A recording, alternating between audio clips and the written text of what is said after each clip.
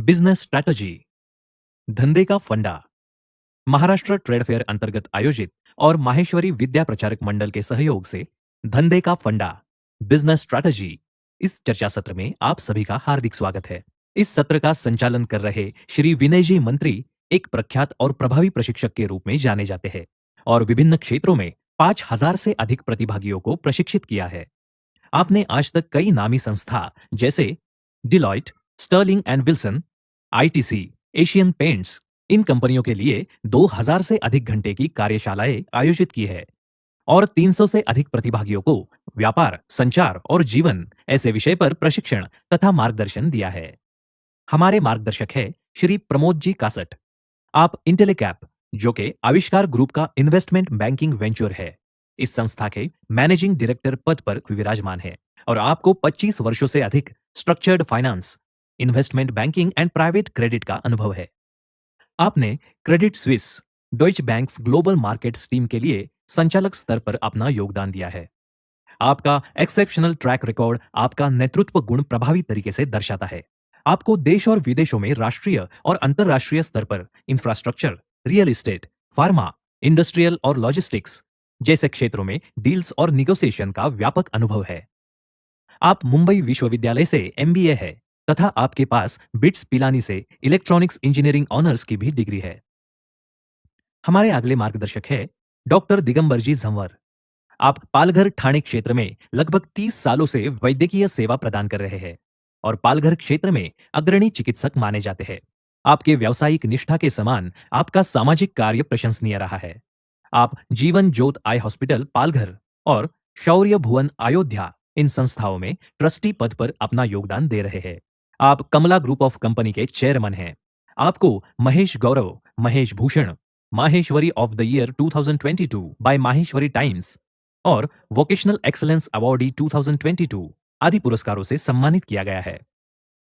हमारे अगले मार्गदर्शक है श्री राजेश जी मालपाणी। आप मालपाणी उद्योग समूह के चेयरमैन हैं। आपने नागपुर विश्वविद्यालय से नेशनल मेरिट स्कॉलरशिप पर मेरिट में इंजीनियरिंग की डिग्री हासिल की है। अमेरिका के नामांकित वर्जीनिया टेक यूनिवर्सिटी से रिसर्च असिस्टेंटशिप पर सिस्टम्स इंडस्ट्रियल इंजीनियरिंग में मास्टर्स ऑफ साइंस की मास्टर्स डिग्री प्राप्त की है। आप 500 करोड़ से अधिक बिजनेस करने वाली संगमनेर मर्चेंट्स बैंक के मुख्य मार्गदर्शक रहे हैं। आपको नागपुर के एलआईटी संस्था द्वारा जीवन गौरव पुरस्कार से सम्मानित किया है। आपके औद्योगिक योगदान के लिए आपको नवभारत सम्मान और उद्योग रत्न पुरस्कार से भी नवाजा गया है। अब श्री विनय जी मंत्री से निवेदन है कि वे इस चर्चा सत्र को आगे बढ़ाएं।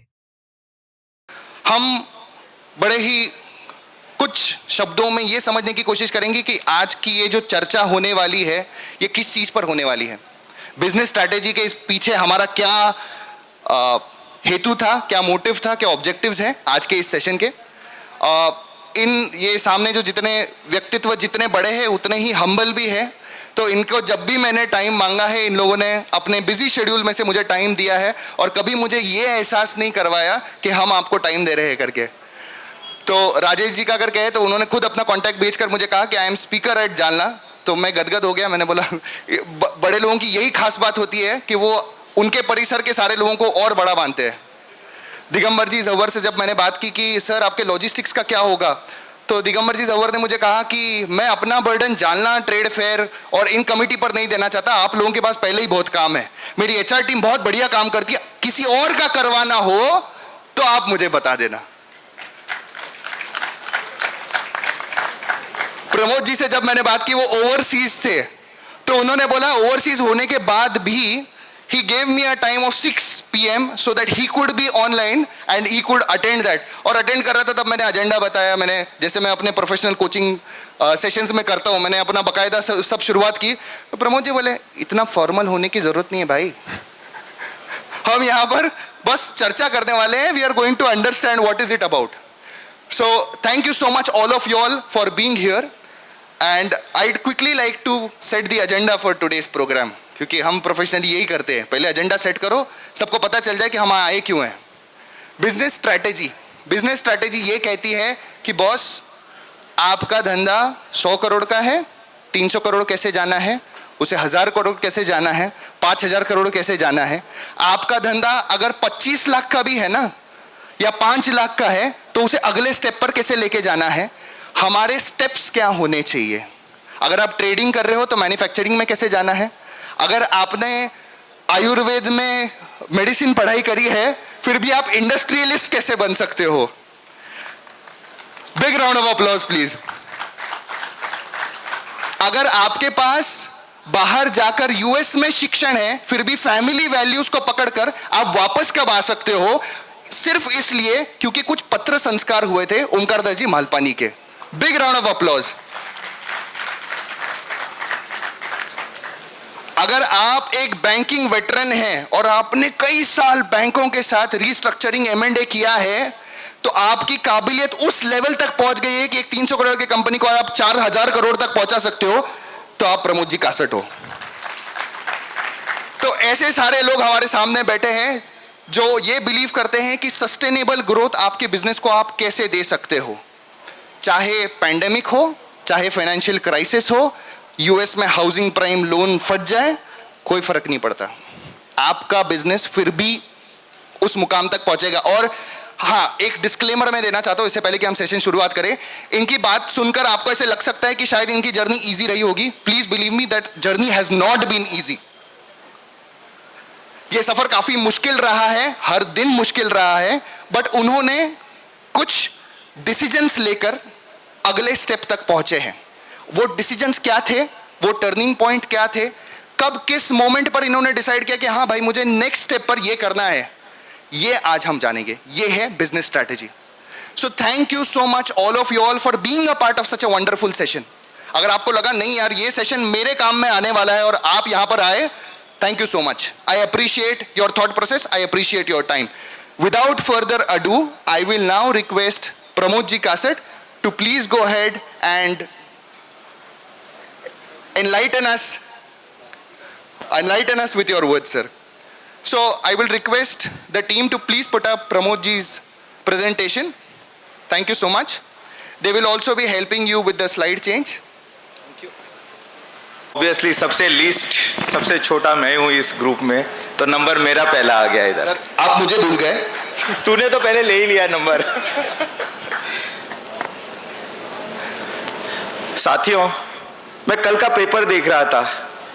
कल श्यामजी सोनी ने यहाँ एक बहुत इंपॉर्टेंट बात बताई थी। ये बहुत क्लियरली मराठी में कह रहे हैं, माहेश्वरी समाजातील तरुणांनी उद्योगाकडे वळावे। राइट? मैसेज बहुत सिंपल है। आप सभी को कुछ ना कुछ खुद का एंटरप्राइज करना चाहिए, बिजनेस बनाना चाहिए।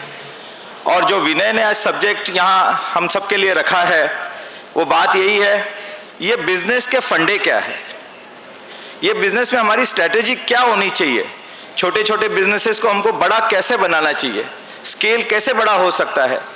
आज आप सब लोग सुन रहे हो, स्टार्टअप की दुनिया है, टेक्नोलॉजी की बड़ी बड़ी बातें हो रही है, पेटीएम हो रहा है, जोमेटो हो रहा है, आप सब युवा साथी परेशान हो रहे हैं। मैं तो छोटे गांव में हूँ, टेक्नोलॉजी तो मेरा बस नहीं है, मुझे क्या करना चाहिए। तो साथियों डरो मत, मैंने कुछ यहाँ एग्जाम्पल्स दिए हैं। आप देखिए, रिटेल इंडस्ट्री हो गया, एनर्जी इंडस्ट्री हो गया, फार्मास्यूटिकल हो गया, सारे इंडस्ट्रीज में अपॉर्चुनिटी है आपको बड़ा बिजनेस बनाने के लिए। खाली technology is not the only one, आपको बहुत जगह स्कोप है। हर इंडस्ट्री में आप आपकी कंपनी को आप बड़ा कर सकते हो। बस वो बड़ा करने के लिए एक राह है, उस राह पर हमको क्या करना चाहिए, हमें सही कदम क्या लेने चाहिए। आज हम सब लोग मिलकर यही बात आपसे करना चाहते हैं, अपने अपने एक्सपीरियंस शेयर करना चाहते हैं। हमने कोई नया रॉकेट साइंस तो लाया नहीं है यहाँ पे आपको देने के लिए, हम सिर्फ हमारा जो लास्ट 25-30 साल का एक्सपीरियंस है आप सबके साथ साझा करना चाहते हैं।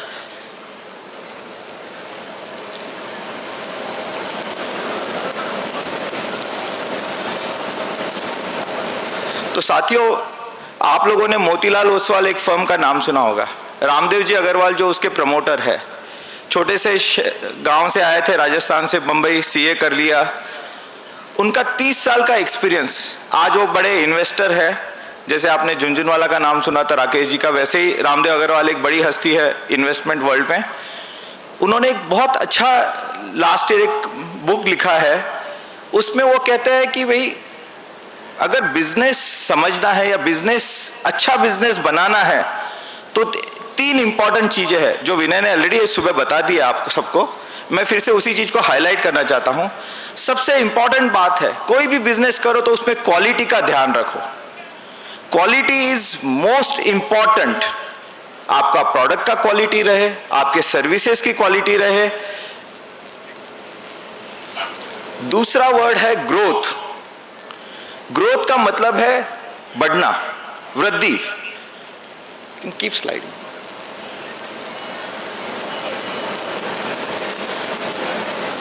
तो बेसिकली मैं कहना चाहता हूं क्वालिटी, उसके साथ ग्रोथ बहुत इंपॉर्टेंट पॉइंट है।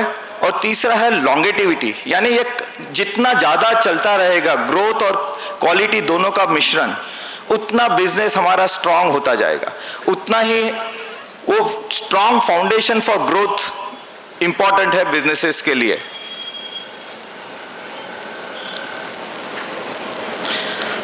हम लोग क्वालिटी की बात करते हैं तो आपको समझना चाहिए सबसे पहले कस्टमर इज द किंग। आपका ग्राहक आपका भगवान है। अगर ग्राहक नहीं है तो धंधा नहीं है। भले ही वो सर्विस इंटरनल सर्विस हो, एक्सटर्नल क्लाइंट हो, जो भी क्लाइंट है, आपका ग्राहक आपका भगवान है। आप ग्राहक को समझिए, उसकी नीड समझिए, उसका प्रॉब्लम सॉल्व करने के लिए कोशिश कीजिए। और वो करते समय आपको क्वालिटी का ध्यान रखना है। आपको best quality product at best possible pricing. Most important combination is pricing should be right and quality should be best. अगर आप कस्टमर्स की नीड्स समझकर अपने बिजनेस पे फोकस करेंगे, आप मार्केटिंग पे फोकस करेंगे, सेल्स पे फोकस करेंगे, तो आपका बिजनेस के लिए क्वालिटी का रोल बहुत इंपॉर्टेंट हो जाता है। इस समय आप when we are talking about quality, आप ये चीजें ध्यान रखिए। खाली प्रोडक्ट की क्वालिटी नहीं है, आप जो प्रोसेस कर रहे हैं, आप सपोज मैन्युफैक्चरिंग यूनिट रन कर रहे हो या रिटेल कंपनी चला रहे हो, तो एक प्रोसेस होती है, वो प्रोसेस में भी क्वालिटी का रोल बहुत इंपॉर्टेंट है। तीसरी चीज है लोग। आपके साथ जो लोग जुड़े हुए हैं, आपके कंपनी में है, आपके पार्टनर्स है, आपके चैनल पार्टनर्स है, अगर अच्छे लोग आपके साथ जुड़े रहेंगे तो बिजनेस उतना ही स्ट्रांग फाउंडेशन पे रहेगा। तो लोगों का इंपॉर्टेंस बहुत बड़ा है बिजनेस बिल्डअप करने में। चौथी चीज है कंप्लायंस। आप लोग सोचेंगे कंप्लायंस क्या होता है? Tax, GST, regular pollution control, ये सब चीजें आज के ज़माने में इसका इम्पोर्टेंस बहुत बढ़ गया है। जैसे जैसे हमारी कंपनियां बड़ी होती जाएगी, वैसे वैसे आप समझ लीजिए आपको कंप्लायंस का बहुत ज़्यादा ध्यान रखना है। एक भी गलती कर दी, आपका प्लांट बंद किया जा सकता है, आप पे रेड हो सकती है और पूरा बिजनेस का जो क्रेडेंशियल्स बना हुआ है उस पर अफेक्ट आ सकता है। तो प्लीज़ आप ये चीज़ जरूर ध्यान रख लीजिए, बिजनेस करते समय अब कंप्लायंस का इम्पोर्टेंस बहुत ज़्यादा हो गया है। पहले के दिन थे सब चलता था, मैनेज हो जाता था, बट अब दिन बदल गए हैं। सिस्टम्स, प्रोसेसेस, गवर्नमेंट ने भी अपनी क्वालिटी चेंज कर दी है प्रोसेस मैनेजमेंट की। तो आप ये ध्यान दीजिए कि भाई गवर्नमेंट भी सब कुछ देख रही है, तो इसको आप बिल्कुल इग्नोर मत करिए। गवर्नेंस, जैसे जैसे कंपनियां बड़ी होती जाएगी आपकी, आप 1 करोड़ से 10 करोड़, 10 करोड़ से 100 करोड़, जैसे जैसे अग्रेसर होते जाओगे, आपका बिजनेस मैनेजमेंट जो गवर्नेंट बॉडी है, बोर्ड ऑफ डायरेक्टर्स है, ये सारी चीज़ें मायने रखती है। जब आप बाहर पब्लिक जाना चाहोगे, आप बाहर के इन्वेस्टर्स का पैसा लेना चाहोगे अपने बिजनेस के ग्रोथ के लिए, तो उस समय ये सारे इन्वेस्टर्स, अच्छी कंपनी का परिभाषा में गवर्नेंस का बहुत बड़ा इंपॉर्टेंट रोल होता है।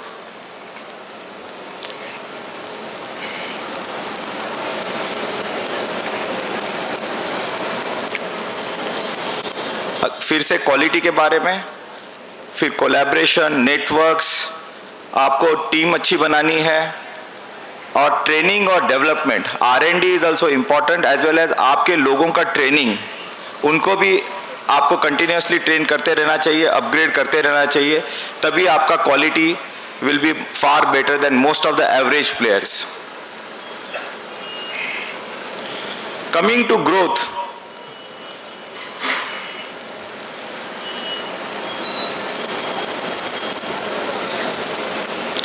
आप बिजनेसेस ऐसे ढूंढिए जहां आपको लॉन्ग टर्म ग्रोथ दिखती है।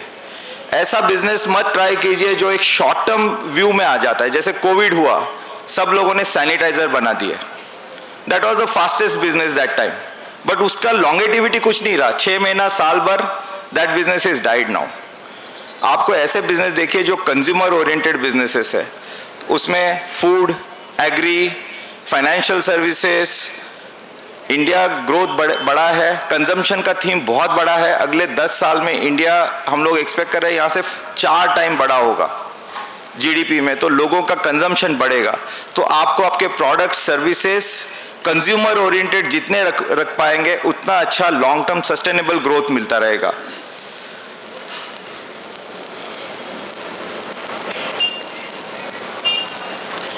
इस ग्रोथ के लिए हमको क्या करना चाहिए? हमको टेक्नोलॉजी में इन्वेस्ट करते रहना पड़ेगा।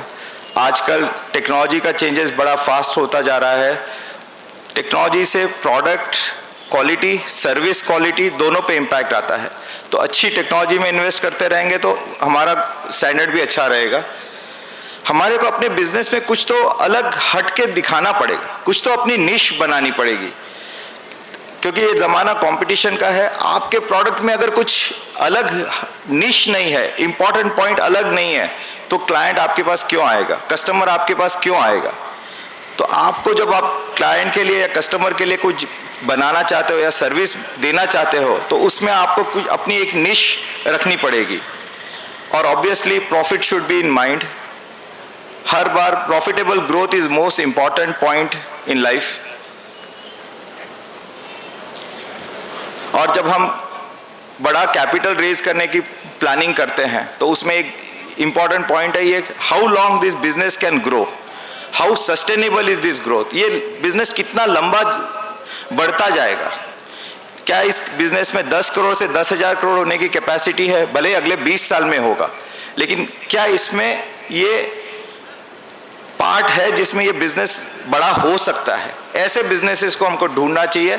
और वो बिजनेस बिल्ड करने के लिए फिर अगर कैपिटल का शॉर्टेज है तो ऑब्वियसली हमको पब्लिक से या बाहर से कैपिटल लेना पड़ेगा। तो वो कैपिटल रेजिंग के टाइम सारे इन्वेस्टर्स का कहना है हमको सस्टेनेबल लॉन्ग टर्म ग्रोथ दिखनी चाहिए, जिससे बिजनेस मल्टीपल होगा तो हमारी इन्वेस्टमेंट भी मल्टीपल होगी। तो हम इसी तरह के बिजनेसेस में इन्वेस्ट करना चाहेंगे।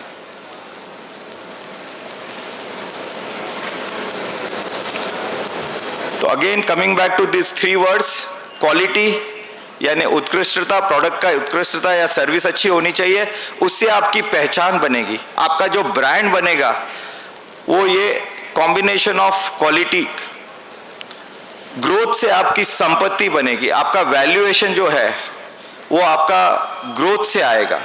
और तीसरा लॉन्गेटिविटी ऑफ ग्रोथ, जो लंबा बिजनेस ग्रो कर पाएगा उसी से आपका वैभव बनेगा।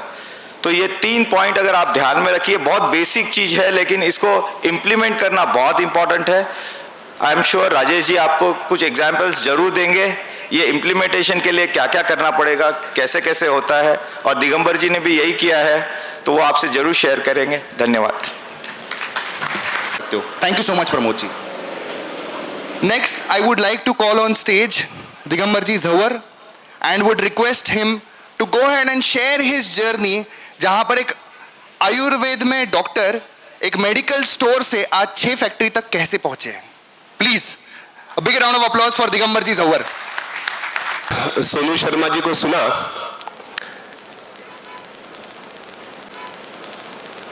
कम से कम 3,000-4,000 लोग आए थे 500 रुपया टिकट देकर।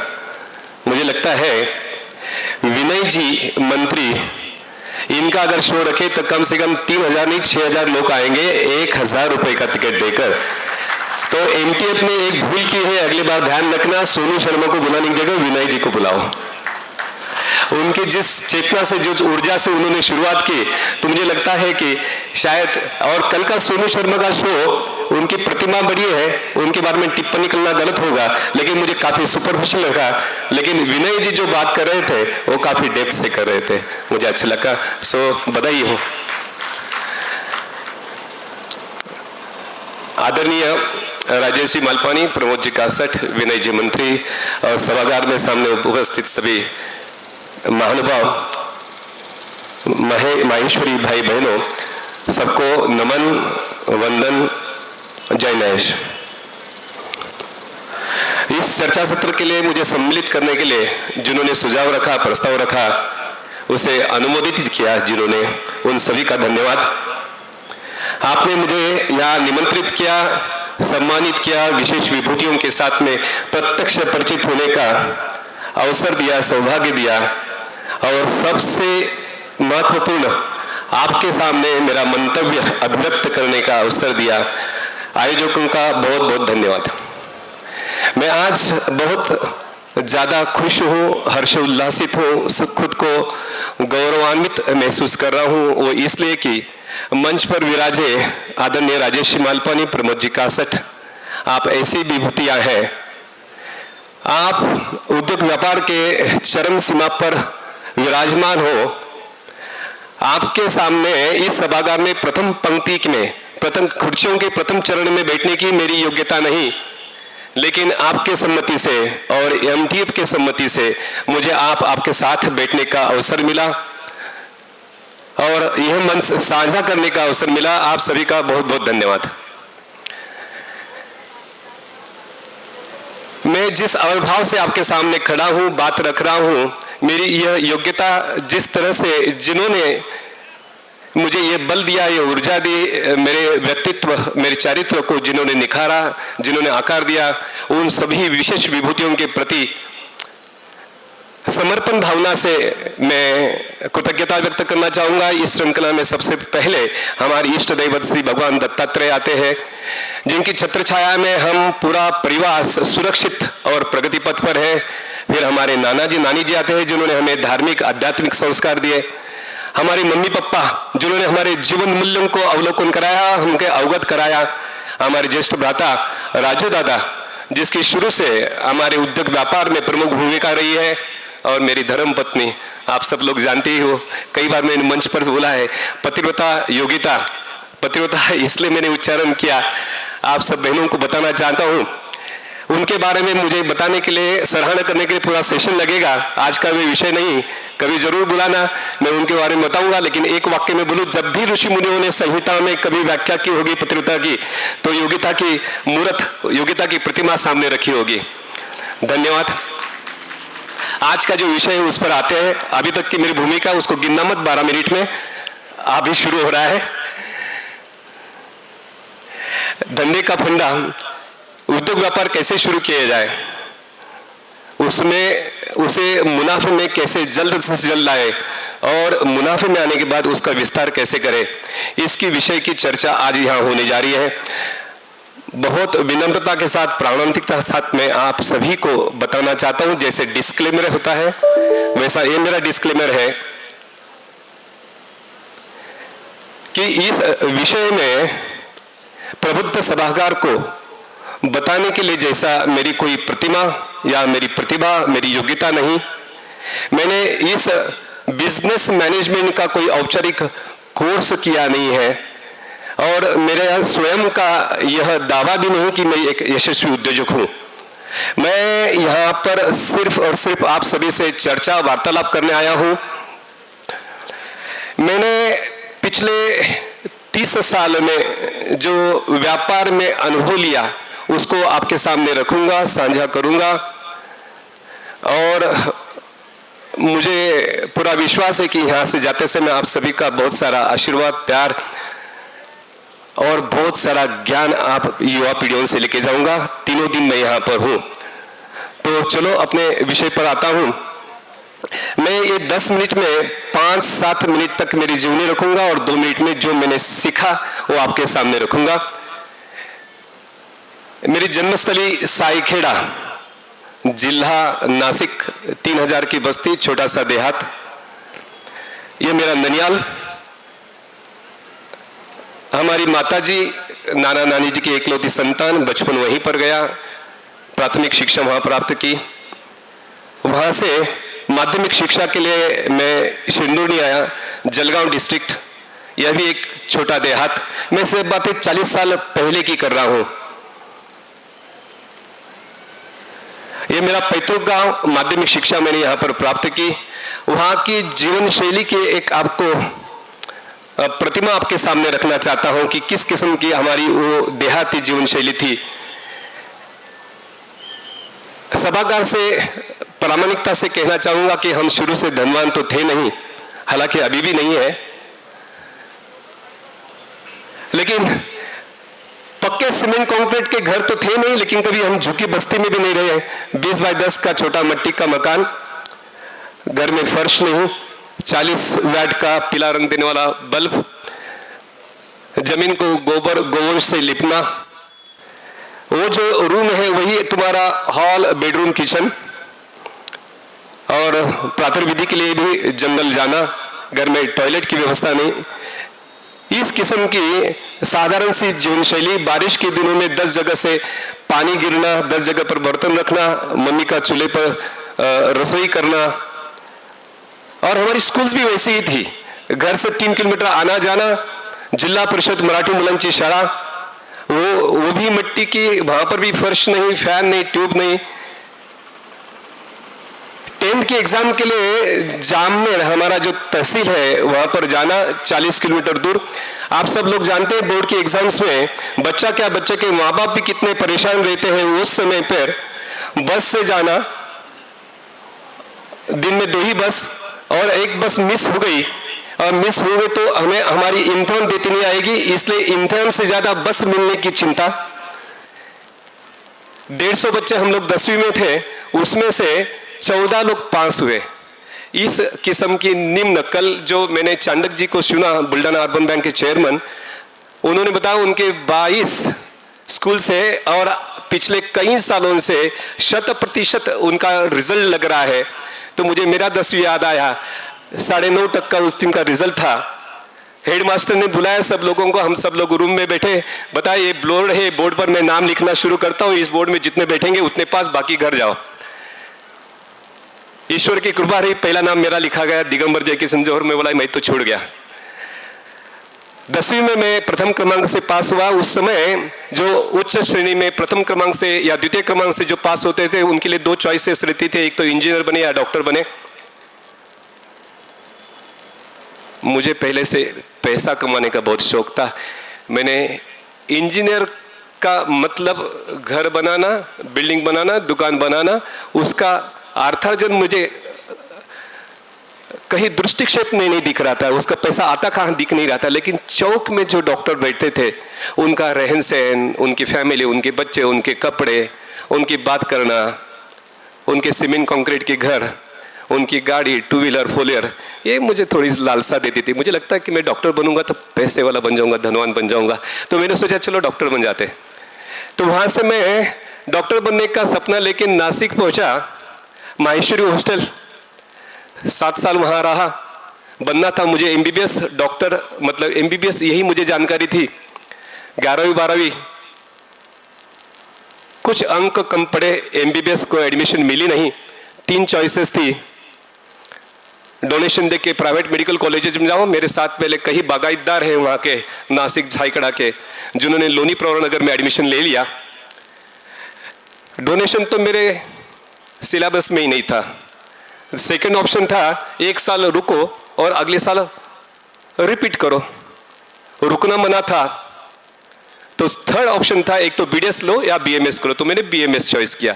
मैं आपको ये बता रहा हूँ कि कैसे निर्णय लेता गया, क्योंकि मेरा लक्ष्य तो धनवान बनना था, मेरा लक्ष्य कोई MBBS बनना नहीं था। मुझे डॉक्टर बन के काम शुरू करना था। मैंने सोचा ठीक है BMS सही, तो मैं BMS की डिग्री हासिल की।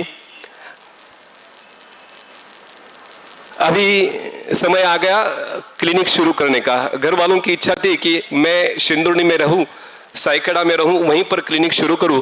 लेकिन मुझे लगता था कि मैं गांव छोड़कर बाहर गाऊं तो ठीक रहेगा। वो इसलिए कि मेरे 2 कजिन्स, एक मुरबाड़ और एक शाहपुर, ये थाना के 2 तहसील है, वहाँ पर प्रैक्टिस करते हैं। मैं छुट्टियों में उनके पास जाता था और उनके पास रुग्णों की संख्या और उनकी देने की क्रय शक्ति, जैसे वो पैसा देते थे, वो मुझे हमेशा आकर्षित करता था। तो मैंने सोचा कि गांव में तो नहीं प्रैक्टिस करूंगा मैं तो जाऊंगा थाना जिला के किसी तहसील पर। तो मुझे पालघर समझ में आया कि पालघर ठीक रहेगा, तो मैं पालघर जहाँ पहुँचा। घर वालों का विरोध था, तो इसलिए घर वालों ने मुझे 1 रुपया भी नहीं दिया। 93 में एक अटैची लेकर 1 रुपया भी ना लेके मैं पालघर आ पहुँचा। पालघर ऐसा शहर जहाँ अपने समाज का एक भी घर नहीं था 30 साल पहले, जान पहचान वाला नहीं, अपने रिश्तेदार नहीं, कोई मित्र नहीं, कोई परिचय का आदमी नहीं। हालांकि हमने नक्शे में भी पालघर देखा नहीं था। ऐसे शहर में यहाँ पहुंचा और आना, पालघर जाना और क्लिनिक शुरू करना मतलब जगह ढूंढना, फर्नीचर करना, सर्वे करना, कहाँ बैठना। ऐसा तो कोई नहीं था कि आओ डॉक्टर साहब बैठो, यहाँ पर तुम्हारी प्रैक्टिस के लिए जगह तैयार करके रखी है। तो सर्वे करने के लिए क्या करना चाहिए, तो मैंने निर्णय लिया कि मैं आरएमओ का जॉब करता हूँ। मैंने एक अस्पताल में इंटरव्यू दिया, पास हुआ, वहाँ पर मुझे आरएमओ की जॉब मिली, 2000 रुपये महीना। मैंने सोचा वहाँ पर आरएमओ मतलब रेसिडेंट, तो लॉजिंग की व्यवस्था हो गई, लॉज में होटल में रुकना जरूरत नहीं है, तो हमारा लॉजिंग हो गया और जो सैलरी देंगे उसे बोर्डिंग का काम मतलब खाने का काम हो गया, खाने पीने की व्यवस्था हो गई, तो हम शांति से अभी सर्वे कर सकते हैं। 3-4 महीनों की मेहनत से मुझे एक जगह मिल गई, किराए से एक दुकान। वहाँ पर मैंने सोचा कि यहीं पर मैं अपना क्लिनिक शुरू कर देता हूँ। 1 मार्च 94 में मैंने क्लिनिक शुरू किया।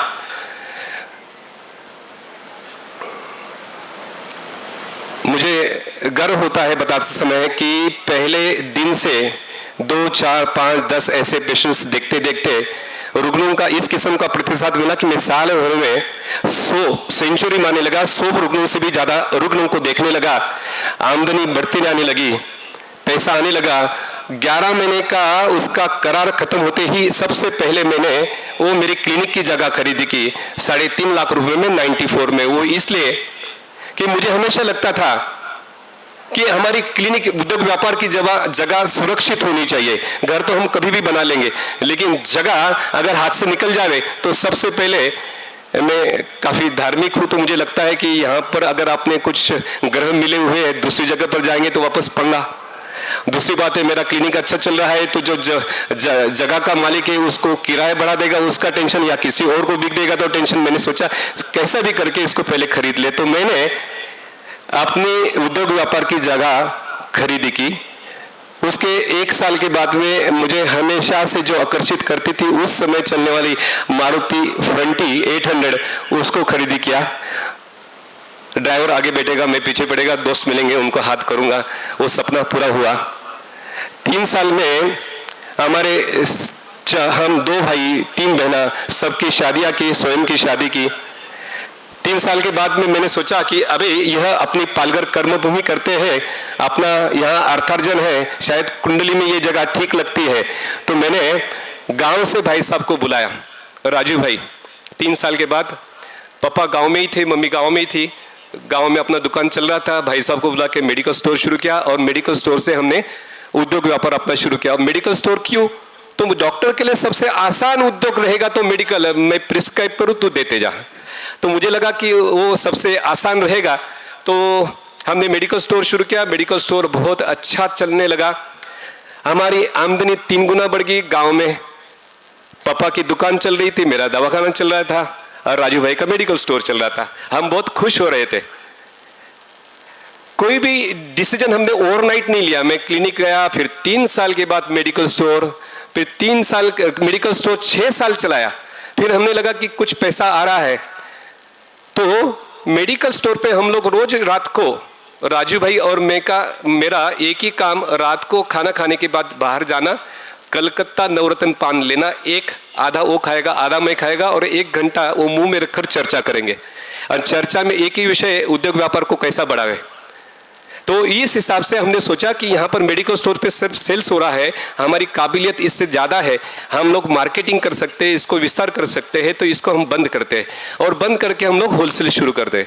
तो होलसेल शुरू करने से ये क्यों समझ में आया कि हमारे पास जो होलसेलर आते थे देने के लिए, हमको लगता था कि ये हमारे जैसे कितने लोगों के पास जाके दवाई बिकता है मेडिकल स्टोर से, तो इसका व्यापार बढ़ा, इसकी आमदनी बढ़ी। तो जो निरीक्षण करते हैं हम लोग, उस पर से हमने सीखा कि ये हमारे से ज्यादा कमाता होगा। तो हमने अपना रिटेल बंद करके होलसेल शुरू किया। होलसेल भी हमारा कामकाज बहुत अच्छा चलने लगा, लेकिन होलसेल में हमने जो निरीक्षण किया कि जो बड़ी कंपनियों की दवाई देते हैं होलसेलर को 10% मार्जिन देते हैं, लेकिन इन्वेंट्री कॉस्ट, ओवरहेड कॉस्ट और आजकल रिटेलर भी डिस्काउंट्स लेते हैं, वो देखा तो 10% में 5-6% निकल जाता है, 3-4% ही बचता है। प्रमोद जी, टॉप लाइन तो बहुत अच्छी आती है लेकिन बॉटम लाइन का कोई ठिकाना नहीं लग रहा था। तो मैंने सोचा ये पालघर क्षेत्र एक औद्योगिक क्षेत्र है और पालघर के आसपास कई फार्मास्यूटिकल कंपनियां कार्यरत है। सरस्वती माता की हमेशा से कृपा रही, थोड़ी वार्तालाप ठीक ठाक कर लेता हूँ, बातचीत अच्छी कर लेता हूँ। मैंने सोचा जाके उन ओनर्स को मिले, बातचीत करें, उनको बताया कि इस किस्म की अगर दवाई बनाए थे तो क्या कॉस्ट आएगी। आपके जानकारी के लिए बता देता हूँ, एक सिफ्रॉन सिप्रोफ्लॉक्सासिन 100 रुपए जिसकी एमआरपी होती है, वो बिकने के लिए हमको होलसेलर को 8 रुपए 10 रुपए मिलता था। उसकी मैन्युफैक्चरिंग कॉस्ट जाके देखी तो 12 रुपया, 12 रुपये एमआरपी 100 रुपया। मुझे तो चक्कर आने लगे। डॉक्टर होने के बाद, मेडिकल स्टोर चलने के बाद भी जानकारी नहीं थी। मुझे लगा तो ये तो बहुत ही अच्छा, जैसे ये तो सोने की खान अपने हाथ में लग रही है। मैंने उनके पास बैठकर 1, 2, 3, 4 ऐसे हमने 60, 70, 80 प्रोडक्ट्स बनाए। होलसेल बंद, हमने हमारी खुद के ब्रांड्स बनाना शुरू किया। उसका उद्योग विस्तार करने के पालघर में मेडिकल रिप्रेजेंटेटिव रखे, सेल्स रिप्रेजेंटेटिव रखे और विस्तार करने के लिए पूरे महाराष्ट्र में हर जिले में 36 डिस्ट्रिक्ट, 36 डिस्ट्रीब्यूटर्स और 40-50 मेडिकल रिप्रेजेंटेटिव के सामने हमने उसका काम विस्तार किया और बहुत अच्छा चलने लगा। आमदनी बढ़ती गई, लालसा और बढ़ती गई। वापस वही बात, जिन मैन्युफैक्चरर्स के साथ हम काम करते थे उनके पास निरीक्षण किया, हमको लगा कि ये तो हमारे जैसे कितने लोगों को दवाई बना के देता है, तो इसका तो व्यापार बढ़ा, इसकी आमदनी बढ़ी। तो हमने सोचा कि क्यों ना हम लोग अपना खुद का एक फैक्ट्री लगावे। जब जो मैन्युफैक्चरर्स हम दवाई लेते थे उससे चर्चा किया तो उसने तो इस किस्म की डराने की बात की, तो बाबा ये बहुत बड़ा पैसा लगता है, इसको बड़ी पूंजी लगती है। हमने कैलकुलेशन किया, हाँ ये तो स्वयं की क्षमता से बाहर है। और दूसरा एक डर था, अगर इसमें फेल हो गए तो अकेले मरेंगे। तो मैंने सोचा कि 4-5 लोगों को तैयार करते हैं, आमदनी कम रही तो भी चलेगी, प्रॉफिट डिवाइड हो तो चलेगा, लॉसेस भी डिवाइड हो जाएगा। इस हिसाब से हमने 5 लोगों को तैयार किया। 2007 में एमआईडीसी जगह आवंटित की और उसमें 100 विघ्न आने लगे। 2007 लगा हमारे पहली फैक्ट्री तैयार होने को, 5 साल, 2002 से 2007। आजकल हम हमारी फैक्ट्री 1 साल में तैयार कर लेते हैं और उससे 10-10 गुना फैक्ट्री भी 1 साल में तैयार होती है, लेकिन उस समय 2002 से 2007 ऐसे 5 साल लग गए। काफी कठिनाई एमआईडीसी के चक्कर में अटक गए। अशोक जी चौहान उस समय पे एमआईडीसी के चेयरमैन थे, जो उद्योग मंत्री होते हैं वो एमआईडीसी के चेयरमैन रहते थे। उनके पास जाके अंतिम रिक्वेस्ट की, आप लोग जालना से हो, बाबूराव कुलकर्णी अम्बड़ में रहते हैं, उनकी सहायता ली। जो हमारे जिया जी अम्बड़ वाले हैं उनकी सहायता ली।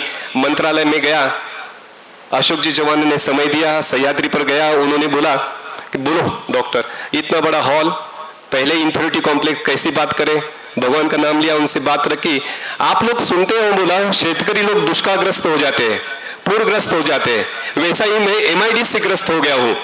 अगर hello, need more, we need to wrap. Okay, तो इस किस्म से हमने हमारी फैक्ट्री शुरू की।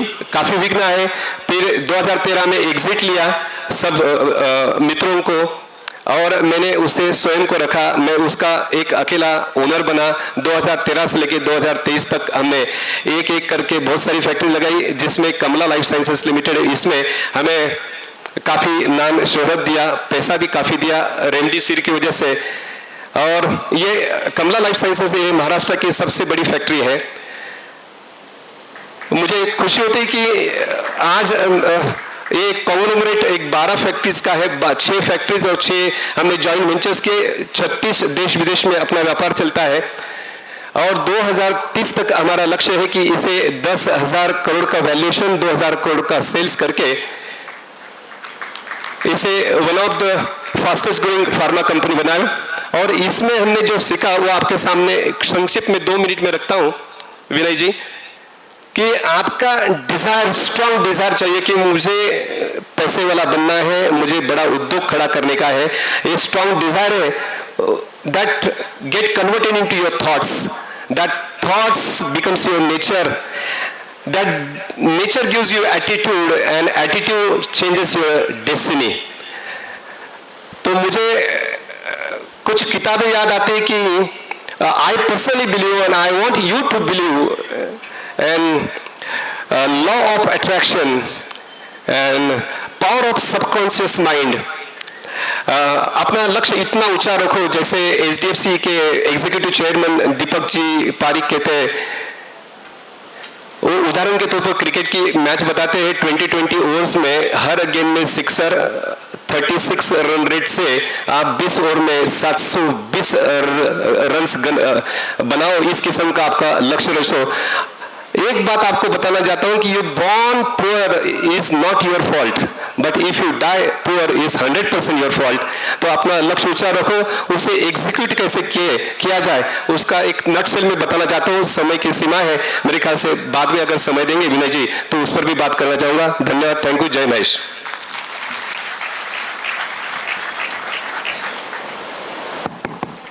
Thank you so much Digambar ji Jawar. आपने हमें जो अभी बताया इनमें कुछ बातें छूट गई है जो मैं बाद में इनके बारे में बताऊंगा।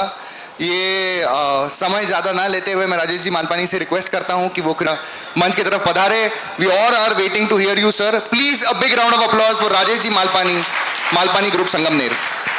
जो आज का सेशन है उसके बारे में मैंने जो रखा है बिजनेस का फंडा सेशन में, क्या फंडा हमारे ग्रुप ने यूज़ किया और उसका थोड़ा सा स्टोरी आपके साथ शेयर करना चाहूँगा। समय सीमित है तो फास्ट आगे बढ़ेंगे कि अपना बिजनेस, फैमिली बिजनेस, सबके अपने फैमिली बिजनेस है। फैमिली बिजनेस का पता है सबको, एक से ज़्यादा यानी 2 और उससे ज़्यादा लोग एक साथ करते वो फैमिली बिजनेस। लेकिन अपना बिजनेस ही एक फैमिली जैसा कैसे चला है इसके बारे में हम कुछ आज बात करेंगे, कितना भी छोटा हो या बड़ा हो। और पहला डिस्क्लेमर यह है कि हम लोगों के ग्रुप ने कभी वैल्यूएशन गेम नहीं किया है। स्टेडी एंड कंसिस्टेंट यही ग्रोथ का फॉर्मूला अभी तक रखा है और इसके कारण अभी तक जो जो भी रिसेशन आए उसमें आगे हम बढ़ते रहे। लेकिन जिन लोगों का एक वैल्यूएशन फोकस होगा उनको शायद ये स्टोरी में बहुत मज़ा नहीं आएगा, क्योंकि ये 2 अलग अलग स्ट्रीम्स हो जाते हैं। जब बात करते हैं अपने विश्व की तो मैं, मेरा परिवार, staff, worker, customer, supplier, banker, society, ऐसे अलग अलग स्फीयर होते हैं। सेंटर में मी होता है जिस पे आप काम कर सकते हैं, लेकिन क्योंकि खुद पे ही काम कर सकते, खुद को ही डेवलप करते हैं। आज भी आप यहाँ बैठे खुद को डेवलप करने के लिए, और किसी चीज़ पे अपना कंट्रोल नहीं है, खुद पे ही कंट्रोल है। किसी का होगा कंट्रोल कि बिना वाइफ के कंट्रोल है, या वाइफ का कहना होगा मेरा हस्बैंड पे है, तो ज़रूर हाथ ऊपर करे, नेक्स्ट सेशन उनका रहेगा और सबसे ज़्यादा भीड़ उसको रहेगी शायद। तो फोकस अपने आप पे रखना है। और जब ग्रुप में काम करते तो वी से पहले मी पे काम, मी के पहले वी से बात करते हैं। सबसे पहले ग्रुप की बात होगी, फिर अपनी बात होती है। तो पहले फैमिली के बारे में बताऊंगा।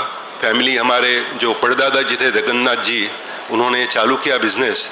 और रतन जी टाटा का जो फेमस स्टेटमेंट अपने को पता है कि if you want to walk fast walk alone, but if you want to walk far walk together. तो साथ में चलने का एक अलग एडवांटेज है। दादाजी संगमनेर के दुकान में काम करते थे, परदादा जी, उन्होंने वहाँ से ये बिज़नेस चालू किया। पापा जी और चाचा जी, पापा जी को आप में से कई लोग जानते हैं। फिर हम 5 भाई साथ में रहे और अब नेक्स्ट जनरेशन के 3 लोग आए हैं।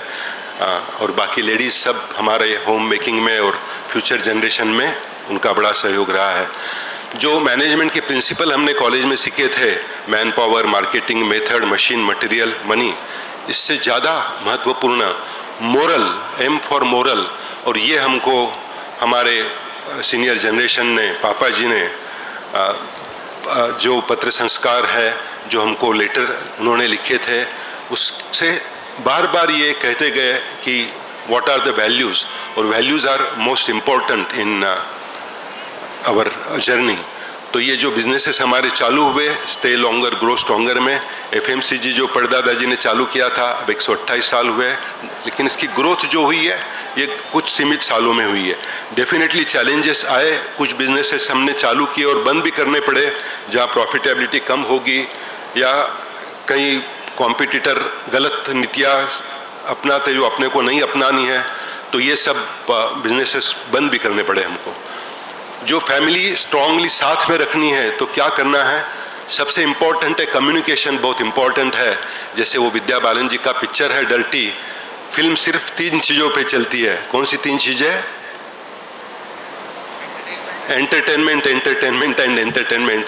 वैसे जॉइंट फैमिली या कोई भी ग्रुप एक्टिविटी 3 चीज़ों पे चलती है, communication, communication and communication. Communication is very important. अभी तो आसान हो गया है कि आपके ग्रुप के व्हाट्सएप मैसेजेस हो जाते हैं, एक दूसरे को रेगुलर मीटिंग्स हम लोग करते हैं, प्लान्स का प्रेजेंटेशन होता है हर मीटिंग में, हर पार्टनर का अपने अपने स्फीयर का MIS रिपोर्ट एक दूसरे के साथ शेयर किए जाते हैं और 360 डिग्री फीडबैक भी देते हैं, ये ठीक लगा, ये ठीक नहीं लगा, ये चेंज करना चाहिए। ट्रांसपेरेंसी रखना, एक दूसरे पे ट्रस्ट रखना, टुगेदरनेस रखना, ये भी इम्पोर्टेंट है। ग्रुप गोल ऊपर रहे, हमारा नीचे रहे। Ego must go if you want to work together. ऐसे आयोजन में भी ईगो साइड में रख के यही काम करना रहता है। स्ट्रॉन्ग टाइज है, इम्प्रूव्ड सिनर्जी है, डाइवर्सिफिकेशन हम लोगों ने अलग अलग, क्योंकि 5 भाई थे हम लोग और एक ही किचन में सब कुक आ जाएंगे तो स्पॉइल हो जाएगा, इसके लिए डाइवर्सिफिकेशन भी किया और हर मेंबर को कुछ न कुछ स्कोप मिला। Give private space but make some basic rules. कोई भी गेम खेलना है तो रूल्स फॉलो करने हैं। And bring professionalism, do delegation और सक्सेशन प्लानिंग, ये सब इम्पोर्टेंट फैक्टर इसके है। और ये नहीं किए, कम्युनिकेशन नहीं रहा तो ये डिसास्टर में जा सकता है। सबसे शुरू में डायलेमा चालू होता है, ये बड़ा भाई है, पिताजी है, गलत है लेकिन मैं उनको कैसे कहूँ, ये डायलेमा से चालू होता है। भाई है, हमने कुछ रूल बनाया लेकिन वो तोड़ रहा है, फिर डायलेमा होता है कैसे कहूँ, तो डेविएशन चालू होता है, फिर डिफरेंसेस होते हैं, डिस्प्यूट्स होते हैं और डिसरप्शन होता है। कई बिजनेस ग्रुप टूटते हुए हमने देखे हैं, कम्युनिकेशन नहीं होने के कारण, प्रॉपर सी नहीं होने के कारण ये 5D आते हैं स्टेप बाय स्टेप और डिस्ट्रक्शन हो सकता है। क्या है साथ में रहने का फ़ायदा? जैसे A और B 2 भाई हो गए, A डबल हो गया, A स्क्वायर हो गया, B डबल हो गया, B स्क्वायर हो गया, तो दोनों का टोटल है A square plus B square, इतना बड़ा एम्पायर तैयार हो गया। लेकिन यदि दोनों साथ में रह के करते, A प्लस B का ब्रैकेट करके स्क्वायर किया तो A square plus B square plus 2AB, ये मैथमेटिक्स आता है, ये प्लस 2AB का एडवांटेज ऑफ बीइंग टुगेदर है, जो कि नॉर्मल लैंग्वेज में 1 6 1 4 है, तो 52 के बदले 100 हो सकता है। लेकिन प्लस इंपॉर्टेंट है, वही माइनस हो जाए, एक दूसरे पे विश्वास नहीं रहे, ट्रांसपेरेंसी नहीं रहे तो माइनस हो जाता है और फिर वो 52 का 4 होता है। तो ये प्लस रखने के लिए कुछ रूल फॉलो करने जरूरी रहेंगे। जो इम्पोर्टेंट मंत्र हमने फॉलो किए, जैसे पहले बताया कि एम फॉर मोरल या इथिक्स, वो सबसे स्ट्रॉन्ग फाउंडेशन जो पापा जी ने, चाचा जी ने, दादाजी ने बिल्ड किया, उस पर रखे। लिवरेज बहुत कॉशियसली किया, क्योंकि ये मारवाड़ी कहावत सबको पता है, डूबे गारे 3 जना, पूंजी कम व्यापार घना, आय कम खर्चा घना और जोर कम गुस्सा घना। पूंजी लिमिटेड है, बिजनेस अच्छा बढ़ रहा है, लेकिन कई बार हम सोचते हैं कि अरे ये इसने शेयर में कमा लिया, उसने लैंड में कमा लिया, तो कुछ मेन बिजनेस का पैसा निकाल के शेयर में डाल दिया, उस बिजनेस की मालूमात नहीं, कभी लॉस हो जाता है। लैंड में इन्वेस्ट कर दिया, वो एक डेड इन्वेस्टमेंट हो जाती है, जब पैसा चाहिए तब मिलता नहीं है। अप्रिशिएट जरूर होती है लेकिन लिक्विडिटी उसमें कम रहती है। तो ऐसे कुछ ग्रुप हमने देखे जो बड़े हुए हैं, DS के जैसा पुणे का ग्रुप होगा, लेकिन लिवरेज इतना ज़्यादा हो गया कि बिजनेस आगे टिक नहीं पाया। आय कम खर्चा घना, बिजनेस का इनकम चालू होता है, उसके पहले अच्छी गाड़ी लूँ, अच्छा बंगला लूँ, बड़ी पार्टी करूँ, ये सब चालू हो जाता है तो खर्चा ज़्यादा हो जाता है और लिमिटेड अपनी कैपेसिटी है और वो चालू हो जाता है तो भी गड़बड़ हो जाती है। You need patience, steady and consistent wins the race. Take small steps. हमने हर बिजनेस डाइवर्सिफिकेशन किया तो शुरू छोटे से किया और फिर वो बड़ा किया है। आगे एग्जाम्पल बताऊंगा उसका। जो भी छोटा लगेगा, अपना मेन बिजनेस अच्छा चल रहा है, नया हम चालू करते तो लगता है यार इसमें कितना मगजमारी है, ये क्यों करना है, प्रॉफिट तो बहुत कम है, लेकिन लॉन्ग टर्म पोटेंशियल देख के उसमें आगे बढ़ना है। और हम लोगों ने ये भी एक रूल रखा है कि जो भी जॉइंट बिजनेस में हम लोगों की इंडिविजुअल इन्वेस्टमेंट नहीं रखेंगे, जो भी रहेगी ग्रुप की इन्वेस्टमेंट रहेगी। ये रूल्स फॉलो किए तो FMCG जो हमारा ट्रेडिशनल बिजनेस दादाजी का था वो गायछाप का था, लेकिन उसमें कई और प्रोडक्ट्स ज्वाइन किए। हमने रिन्यूएबल एनर्जी चालू किया था, ये भी आपको दिखेगा 2001 में छोटे से शुरुआत हुई थी। पहले 5-7 साल बहुत धीरे धीरे बढ़ा। चाइनीज़ बाम्बू के जैसे ग्रोथ जल्दी दिखती नहीं है, लेकिन आप पेशेंस रखो और उस पर काम करते रहो तो आगे के 5 साल में 611 मेगावाट 8 अलग अलग स्टेट में इतना बड़ा पोर्टफोलियो विंड और सोलर का बन गया कि जो अपने आप में एक बड़ा सक्सेसफुल इन्वेस्टमेंट रहा। हमने सबसे छोटा वाटर पार्क 2005 में शिरडी में छोटा चालू किया। इंडियन राइट्स लाए, बाहर फॉरेन जाके आते थे, लगता था कि कितना अच्छा ये अच्छा जॉय देने वाला बिजनेस है। तो वो 2005 में पहला शिरडी में पार्क बना, उससे कुछ सीख मिली, लर्निंग हुए, सक्सेसफुल रहा। उसके बाद लोनावाला का पार्क होगा, शिरडी का स्पिरिचुअल थीम पार्क साई तीर्थ होगा, 2019 में अम्यूजमेंट पार्क होगा लोनावाला का, और रिसेंटली 2022 में लास्ट ईयर ही इमेजिका का जो कि सबसे बड़ा वाटर पार्क है उसका एक्विजिशन भी ये ग्रुप कर पाया, क्योंकि ये मालूमात हो गई थी, छोटे से शुरू किया और आज इंडिया में सबसे बड़ा एंटरटेनमेंट का वर्टिकल जो है वो मालपानी ग्रुप का है। क्योंकि अभी 8 पार्क हो गए, अभी 1 महीने पहले ही सूरत का एक नया पार्क जो एमेजिया है वो भी एक्वायर किया है, तो अभी तक 8 पार्क हो गए, 200 एकड़ से ज़्यादा जगह में ये फैले हुए, और नंबर 1 वर्टिकल ये हो गया है अम्यूजमेंट का, जो छोटे से चालू हुआ था और बढ़ते बढ़ते काफ़ी स्प्रेड हो गया आगे। और साई तीर्थ आप में से किसी ने देखा होगा जरूर कि एक स्पिरिचुअल थीम पार्क का फर्स्ट कंसेप्ट ये शिरडी में लाया है, जो स्पिरिचुअल टूरिज्म, टेक्नोलॉजी और स्पिरिचुअलिटी साथ रख के। इमेजिका में भी हमारे ग्रुप की पहली एंट्री हुई पब्लिक लिमिटेड स्पेस में, लार्जेस्ट सिंगल लोकेशन पार्क था। कई चैलेंजेस उसके टेक ओवर में भी आए, 2.5 साल पेशेंस रखना पड़ा, लेकिन टेक ओवर हुआ। और उसके बाद ये बॉम्बे स्टॉक एक्सचेंज में जो बेल सेरेमनी होता है, बॉम्बे स्टॉक एक्सचेंज के चेयरमैन के साथ वो बेल पे घंटा बजाना, बचपन में याद है दादाजी ले जाते थे मंदिर में, और मंदिर की घंटा बजा के जो एक फीलिंग आता था, वो फीलिंग वहाँ पे एक बार जब घंटा बजाई सेरेमनी में तो दादाजी की याद आई कि वो अपने कंधे पे बैठा के, क्योंकि हाथ अपने इतने ऊंचाई पे जाते नहीं थे, लेकिन इस बार वो घंटा बजाने का आनंद मिला, तो वो भी याद आते रही। बुल के पास फ़ोटो भी निकले। पुणे में हमने छोटे प्रोजेक्ट से चालू किया था, रियल इस्टेट का प्रोजेक्ट। अभी पुणे की सबसे बड़ी commercial building 16 lakh square feet के ए मजाइन नाम से, और कई बिल्डिंग्स वहाँ पे भी हो गई है, नासिक में हो गया।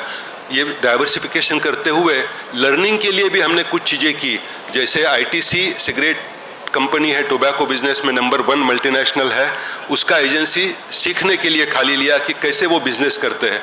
और मैं डायरेक्टली रिपोर्ट करता था, उनका जो मैनेजर आता था संगमनेर बताने को, वो उतरता था 4-5 ठाले पे जाके आता था और आके जो चंपी करता था, यहाँ पे चिल्लर नहीं थी, वहाँ पे अपना प्रोडक्ट एक्सपायर्ड प्रोडक्ट था, इतना असर्टिवली वो हैंडल करता था हमारे।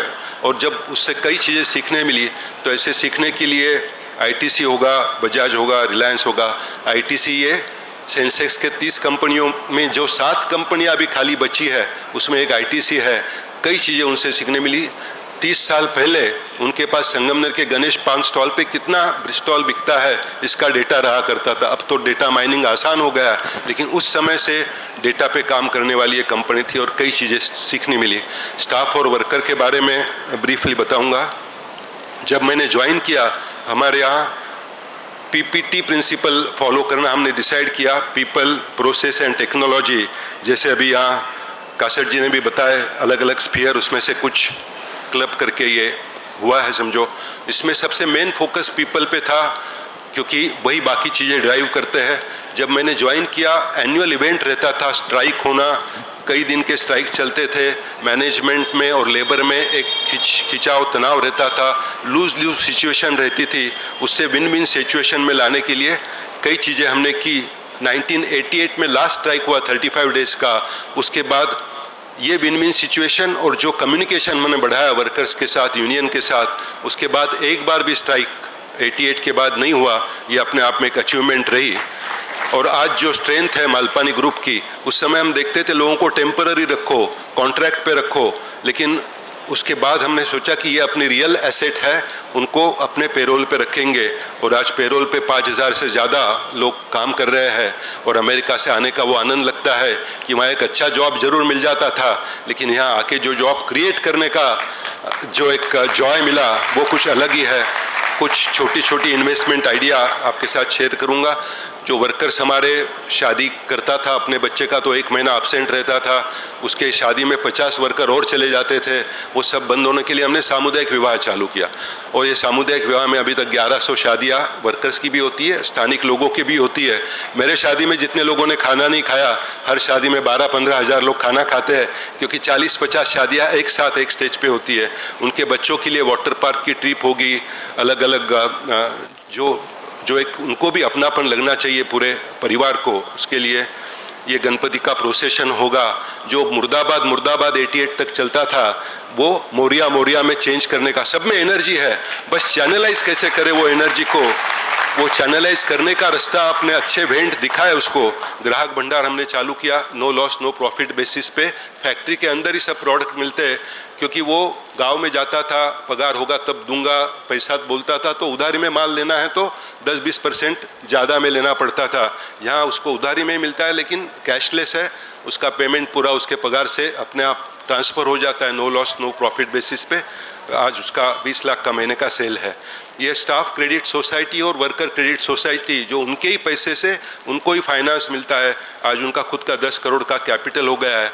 जो वर्कर 40% से साहूकार से लाता था, आज वो 7 या 9% से अपना फाइनेंस खुद का नीड में उसको मिल जाता है।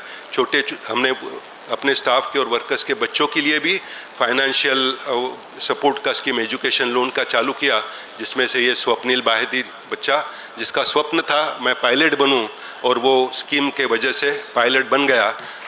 कई वर्कर्स जो बिल्कुल पढ़े नहीं, उनके बच्चे सीए हो गए, डॉक्टर हो गए, लॉयर हो गए, तो वो अपने आप में एक अलग आनंद है। कस्टमर्स और सप्लायर्स के लिए भी, जहाँ जो भी अड़चन में आए, अपने से कनेक्टेड है, उनके लिए क्या कर सकते हैं। तो कोल्हापुर में बड़ी बाढ़ आ गई थी, सब पान वाले की दुकान पानी में, उनका माल खराब हो गया बहुत बारिश में, तो ऐसे 5000 पान वालों को एक 500 रुपये कॉस्ट का, लेकिन उसका MRP 1000-1200 रुपये था, तो 50 लाख रुपए के किट बांटे गए। फार्मर्स में जब ये ऐसी कुछ विपत्ति आई तो वहाँ भी ये किए गए। और फार्मर्स के लिए हो, डीलर्स के लिए हो, सबसे इम्पोर्टेंट है, हम देखते हैं कई लोग बिजनेस बड़ा करते हैं, बैंक से लोन लेते हैं और भाग जाते हैं, तो बैंकर भी इम्पोर्टेंट है आपके लिए। That is also a part of your responsibility to pay on time.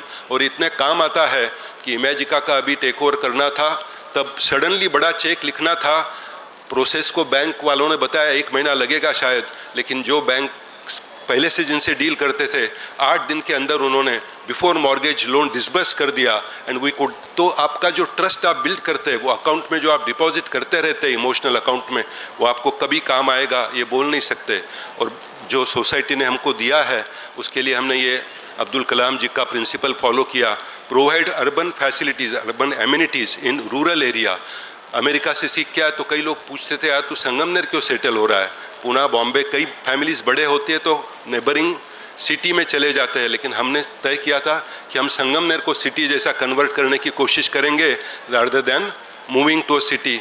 फिर संगमनेर में सबसे अच्छा ध्रुव स्कूल, जो अपने आप में कई अवार्ड विनिंग उसके है, उस संगमनेर में स्कूल का सक्सेस देखने के बाद पुणे में सूस का स्कूल बनाया। इतनी लंबी वेटिंग लिस्ट हो गई तो और एक स्कूल उंडरी में बनाना पड़ा पुणे में। तो छोटे से शुरुआत करें और उसको बड़ा करता जाए। कई मेडल्स से बच्चे लाते रहते हैं स्कूल के, और अलग अभिमान उसका भी है संगमनेर में। फिर लॉ कॉलेज होगा, B.Ed D.Ed कॉलेज होगा, कॉमर्स कॉलेज होगा। ऐसे भी नेचुरोपैथी, हम लोग जिंदाल जाते थे हर साल नेचुरोपैथी ट्रीटमेंट लेने, और फिर हमने सोचा कि क्यों ना संगमनेर में ऐसी ट्रीटमेंट चालू की जाए। तो नेचुरोपैथी कॉलेज में जिंदाल के सभी treatment, but at A 1 star facility and 1 star cost. जब शादी हुई थी बहन की, तो बिल्कुल छोटे कॉलेज में पत्रे लगा के बाथरूम बनाने पड़े थे, और कोई उतरने की व्यवस्था भी नहीं थी। इसलिए हमको लगा कि कुछ उसके लिए बने, तो Malpani palace, Malpani health club, अपने लिए भी और सोसाइटी के लिए भी। अभी अच्छा लगता है, कभी औरंगाबाद से भी लोग शादी करने संगमनेर चले आते, नासिक पुणे से भी चले आते और संगमनेर में आके शादी करते हैं। तो ये इंफ्रास्ट्रक्चर तैयार करने की कोशिश रही है।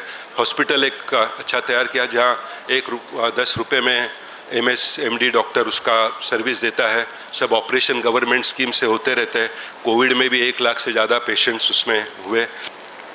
स्वामी जी का तपोवन होगा, संजय का गीता परिवार का कंट्रीब्यूशन होगा। ऐसे कई जगह पे जो कंट्रीब्यूशन, स्वच्छ भारत अभियान में पूरे वर्कर्स को लेके हमने 8 दिन पूरा संगमनेर साफ कर दिया था, और 1 लाख वो डस्टबिन डिस्ट्रीब्यूशन हो, ऐसे सब काम किए थे। और आखिरी में खुद पे बोलूँगा कि आई ऑलवेज बिलीव कि दैट गुड टू बेटर का जर्नी लाइफ में चलते ही रहना चाहिए।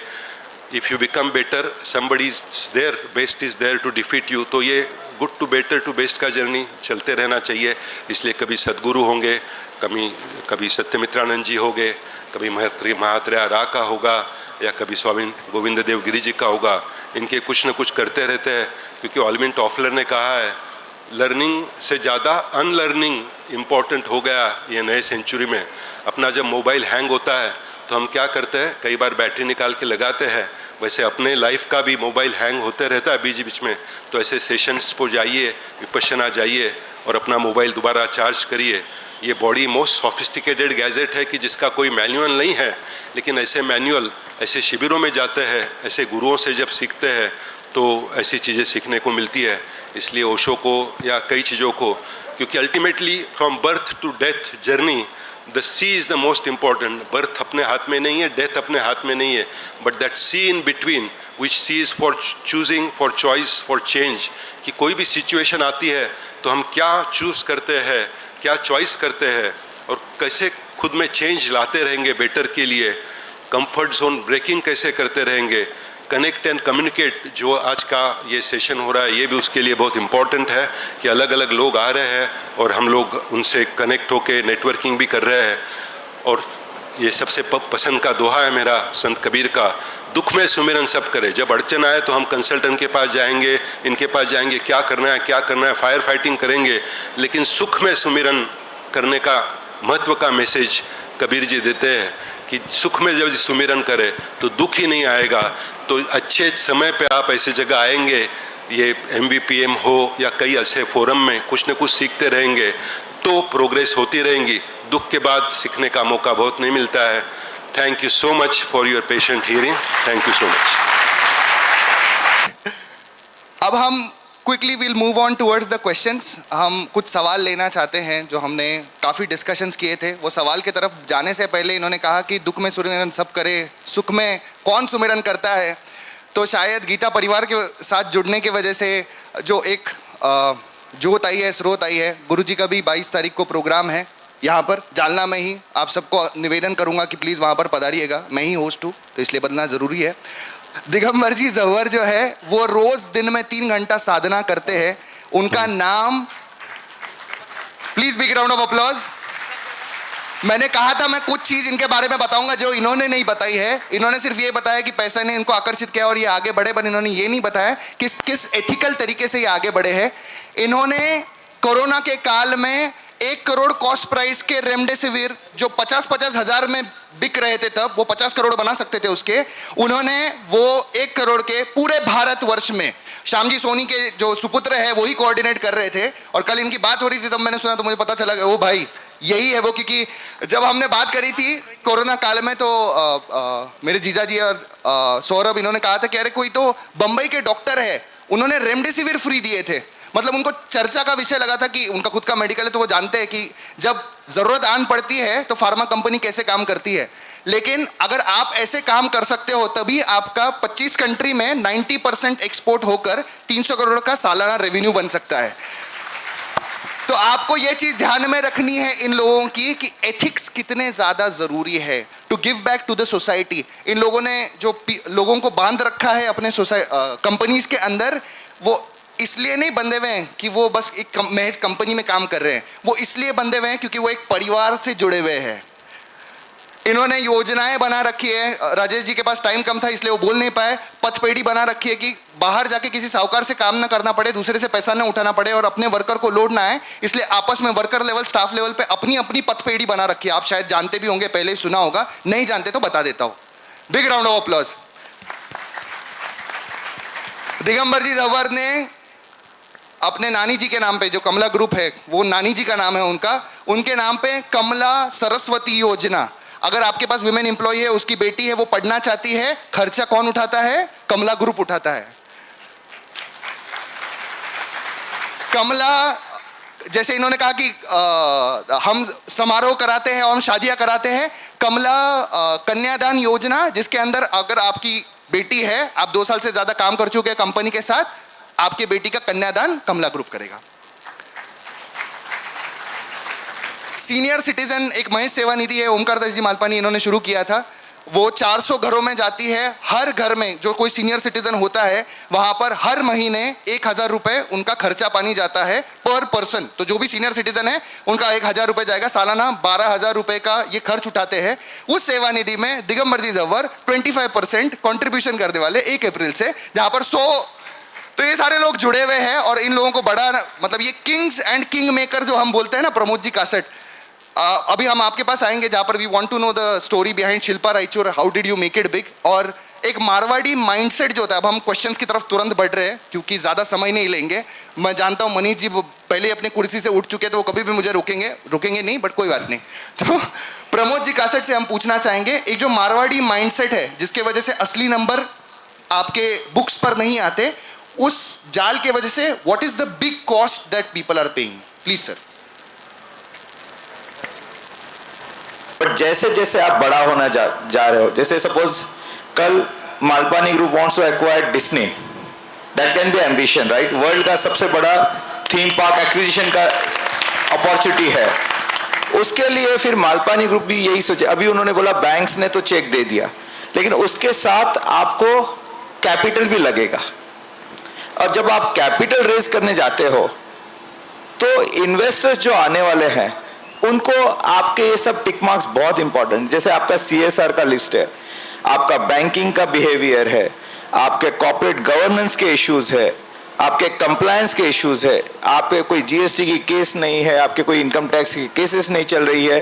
ये सब कुछ ग्लोबल इन्वेस्टर्स जो आना चाहते हैं आपके साथ, वो जरूर देखेंगे, तभी आपको 10,000 20,000 करोड़ का चेक आराम से मिल जाएगा। तो बात यह है, जैसे जैसे आप बड़ा होना चाहते हो वैसे वैसे आपके बुक्स जितने क्लीन और सिस्टमैटिक रहेंगे उसकी आपको हेल्प होगी। अभी आजकल बैंक्स भी बहुत कंपलसरी देखने लग गई है ये सब चीज़ें।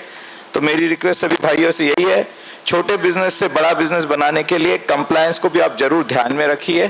पहले वाला जो चलता है एटीट्यूड, मैनेज कर लेंगे वाला एटीट्यूड है, अब खत्म हो गया है, अब सबका टाइम आ रहा है। Thank you so much Pramod ji. और ये प्रश्न हमने सबसे पहले जालना के सत्र में इसलिए उठाया क्योंकि हम सब जानते हैं ट्रांजैक्शन जो होते हैं वो सारे क्लीन होते हैं जालना में। तो ये सारे क्लीन ट्रांजैक्शंस को और सुंदर कैसे बनाया जाए इसका तरीका आपको बता दिया गया है, और इससे आप और आगे कैसे पहुंच सकते हैं ये आप जान सकते हैं। इन्होंने अभी कहा कि capital raising is important if you want to grow. हम एक डेट फ्री कंपनी से पूछना चाहेंगे कि हाउ हैव दे इंश्योर्ड कि अपने ही पैसे से वो वापस एक्रूड वेल्थ से अगला फैक्ट्री उठाते हैं बिना किसी डेट के। प्लीज दिगंबर जी। मैंने पहले ही बताया कि मैं कोई यशस्वी उद्योजक नहीं हूँ, तो मेरा जो फॉर्मूला है वो जरूरी नहीं है, वो सटीक है। मुझे लगता है कि लोन लेके आगे बढ़ना ही चाहिए। जैसे गौतम अडानी अपन देखते हैं कितना लोन उठाते हैं, कितने आगे बढ़ रहे हैं। लेकिन ये मेरी एक ओछी मानसिकता है, गांव की मानसिकता है, इनसिक्योर फीलिंग है कि अगर मैं लोन उठाऊं बहुत और उसे चुका नहीं पाऊं तो क्या होगा। और जो एक ही जन्म में मैंने जिस किस्म की जीवन शैली छोटे से ऊपर तक देखी है, मैं मेरा सपना तोड़ना नहीं चाहता हूँ। इस हिसाब से मुझे लगता है कि मैं जैसा हूँ वैसा ही हूँ, सेल्फ अक्रूड प्रॉफिट से ही मैं आगे बढ़ते रहूंगा। धन्यवाद। जय Mahesh. Thank you so much. Rajesh ji से मैं ये पूछना चाहूंगा कि not getting heavily borrowed and yet sustaining, इन्होंने बताया था कि ये the only areas where they are heavily borrowed is the solar thing because they have certainty. I would want you to please go ahead and highlight sir. हाँ, जैसे मैंने बताया कि पूंजी कम व्यापार घना में ये ध्यान रखना है लोन लेते हुए। लोन ऑब्वियसली जैसे आपने बताया इंपॉर्टेंट है, बिजनेस का ग्रोथ मल्टीप्लाई करना है तो लोन लेना पड़ेगा। हमारा भी जो सोलर और विंड हमने बढ़ाया है पूरा बैंक लोन पे बढ़ाया है, करीब 1100 करोड़ का लोन हो गया था। पापा जी कभी कभी बुला के बोलते भी थे राजेश तो बहुत ज़्यादा लोन ले रहा है, लेकिन जहाँ सर्टेनिटी है, गवर्नमेंट के साथ कॉन्ट्रैक्ट साइन हुए, पावर परचेस एग्रीमेंट, इतना रुपया मंथली आने वाला है मालूम है, बैंक का लोन उसमें से सर्विस होने वाला ये पता है, वहाँ पे हमने लोन लिए। बाकी रियल एस्टेट प्रोजेक्ट हो या हमारा पार्क का बिजनेस हो उस पर डायरेक्टली लोन नहीं लिया। अभी ये भी एक्विजिशन करना था तो लोन उसके लिए नहीं लिया हमने, जो हमारी बिल्डिंग रेंट पे पुणे में लग गई थी और रेंट से उसका सर्विस होने वाला है लोन, तो वहाँ चिंता नहीं है। जहाँ आपको सर्टेनिटी है कि लोन आपका ठीक से आप वापस दे पाएंगे, वहाँ लोन लेने में हर्जा नहीं है। जहाँ अनसर्टनटी है वहाँ लोन लिया जाए और दूसरे बिजनेस पे उस पर लोड आ जाए, चालू बिजनेस की पूंजी बाहर निकल जाए तो रिस्क बड़ा हो जाता है। उसका निकाल के आप रिस्क कैटेगरी में डाल देते हैं तो ज़्यादा रिस्की हो जाता है। तो लोन लेते हुए ये जरूर ध्यान रखना है कि उसका servicing long term, short term, और कोई भी विपदा आए, वो बिजनेस नहीं चले तो भी उसका लोन सर्विसिंग कैसे होगा, ये ध्यान रखते हुए कैलकुलेटेड लेना ही चाहिए, क्योंकि equity returns are always much higher than project returns. Thank you so much sir, thank you. तो यहाँ पर मेन क्रक्स लाइन ये है कि अगर आप धंधा करने वाले हो तो उतने ही पैर फैलाओ जितने की आपकी चादर हो। चादर से थोड़े से बाहर अंगूठे बाहर निकले तो कोई बात नहीं है, पूरा don't go and sleep on the footpath. That is what we are primarily saying. Please big round of applause for this big lesson that we are taking away today. क्योंकि इन्होंने जब स्टार्ट किया था तब बोला था हम वैल्यूएशन वाला नहीं है, हमारा कंजर्वेटिव ट्रेडिशनल अप्रोच है बिजनेस की तरफ। आज हम शार्क टैंक देख के काफी सारे लोग उत्साहित हो गए होंगे, बोले नहीं मतलब जब भी शार्क टैंक देखते मेरी मम्मी मेरे पास ऐसे 4 बार देखती है तो मैं बोलता प्रेशर तो बहुत आ रहा है यूथ के ऊपर कि कुछ तो एक नया एप्लीकेशन बनाए, कुछ नया आइडिया लगाए और काम करे और वैल्यूएशन कहीं की कहीं पहुंचा दे। लेकिन ये जो हम वैल्यूएशंस देखते हैं ये कितने मायने रखते हैं। अगर आप आईपीओस फॉलो करते हैं, जोमेटो का आईपीओ होगा, नाइका का आईपीओ होगा, मैं यहाँ पर नाम नहीं लेना चाहता, लेकिन बहुत सारे आईपीओस ऐसे हैं जिसके अंदर ऑलरेडी वैल्यूएशन वहां पहुंच चुका है जहां 20 साल में कंपनी पहुंचेगी नहीं पहुंचेगी इसका कुछ गारंटी नहीं है। तो अगर वहां तक हमें पहुंचना है या हमें कुछ एक सस्टेनेबल खुद के लिए बनाना है तो हमें किस राह पर चलना है। अच्छा, मैंने इनसे पूछा राजेश जी से कि गुड टू ग्रेट ये मैंने हमारे इंटरेक्शन के अंदर 2-4 बार आया, तो ये सर क्या कैन यू प्लीज एक्सप्लेन कि आपने जो गाड़ी चलाने वाला एग्जांपल दिया था about moving from one wet enjoy park to Imagica, please sir if you can highlight. Good to great ये जर्नी अपना हरदम चालू ही रहना चाहिए, otherwise good is not a very good word, क्योंकि आप गुड पे यदि सेटिस्फाइड रह गए और आगे नहीं बढ़े तो आपकी ग्रोथ रुक जाती है। इसलिए ये जर्नी कंटिन्यूस रहना चाहिए। स्टीफन कोवी की 7 हैबिट्स बुक आपने पढ़ी होगी, नहीं पढ़ी तो ज़रूर पढ़िएगा, और उसमें शार्पन द सॉ और जो अलग अलग प्रिंसिपल दिए हैं कि हरदम हम शार्पन करते रहे अपने स्किल्स को, अपने टेक्नोलॉजी को, अपने बिहेवियर को, कि जिससे ये ग्रेट का जर्नी अपना चालू रहे और उसके लिए लर्निंग कंटिन्यूस होना चाहिए। मुझे बहुत ये मैं आश्वासित हूँ यहाँ पे जो भी लोग आए हैं समय दे के आए हैं, नहीं तो और कहीं भी टाइम पास कर सकते हैं, लेकिन सब कुछ न कुछ सीखने के लिए आए हैं। तो सबके मन में कहीं ना कहीं ग्रेट का जर्नी, ये जर्नी रखने का एम्बिशियस है, ये रखने की उम्मीद है, इसलिए आप लोग यहाँ आए हैं। तो ये जर्नी बिल्कुल चालू रहना चाहिए life. Thank you so much sir. इन्होंने इन्होंने एक एग्जांपल मुझे दिया था जब हम बात कर रहे थे कि बॉस गाड़ी चलाने आनी चाहिए पहले आपको। तो ये बहुत ही प्रिंसिपल सादा है, ये बोलता है कि पहले छोटे से शुरू करो, क्रम बाय क्रम, है ना। क्रम बाय क्रम क्या बोलता है यार, पहले 25 लाख का यूनिट तो सेटिस्फाई करके बता, फिर जाके 200 करोड़ का लोन लेना, फिर जाके आपका 5 करोड़ का यूनिट सेटअप करना। अगर आप वो कर सकते हो, आप पहले गाड़ी चला लो, जिस लेवल पर भी हो उसकी गाड़ी, जो भी आपकी लेवल है उस हिसाब से आप गाड़ी चला लो, आप फिर बाद में ट्रक चलाओ, मर्सिडीज बेंज चलाओ, जो भी आपको लगाना है। पोस्टर आपको कौन सा चूज करना है ये आप चूज करो, लेकिन आप स्टेप बाय स्टेप जाओ। अब मैं दिगंबर जी जवर से ये जानना चाहता हूँ कि यहाँ पर पीपल के ऊपर अब काफ़ी फोकस हुआ, और मैं इनके बगल में ही बैठा था, ये एकदम शांत बिंदास बैठे थे, और जितने बिजनेस भाईगण को मैं जानता हूँ जो कि मेरे क्लाइंट्स भी रह चुके हैं, तो कंटिन्यूस फ़ोन बजते रहते हैं, ठीक है, और कंटिन्यूस फ़ोन के ऊपर कुछ ऑपरेशनल चैलेंजेस आते रहते हैं। सर ये नहीं हुआ, सर डिस्पैच का ऐसे हो गया, ये प्रिंट फट गया, ये ऐसे हो गया, वो ऐसा हो गया। तो कंटिन्यूस फ़ोन पे लगे रहते हैं। हम बोलते भाई 2 दिन के लिए तो शांति ले लो, मतलब आप धंधा क्यों कर रहे हो? Is the business running you और are you running the business? बहुत बातें हैं ना। सुनील जी चांडक भी कल बोल रहे थे कि इनका सत्र चल रहा था सतीश जी मंडोरा के साथ, तो ये बोल रहे थे कि धंधा आपको चला रहा है, आप धंधे को चला रहे हो। आपको ये समझना जरूरी है, क्या आप 2 दिन खुद के लिए निकाल सकते हो? और अगर आप आराम से बैठ सकते हो तो इसके पीछे आपको कुछ सिस्टमैटिक प्रोसेसेस लगाने हैं। तो हम दिगंबर जी जवर से जानना चाहेंगे कि इन्होंने अपने कार्यकाल में 10-10, 15-15 साल ऐसे लोग कैसे चुन के लाए हैं जिसके वजह से आराम से यहाँ पर बैठकर सोनू शर्मा का शो एंजॉय कर पाए। सर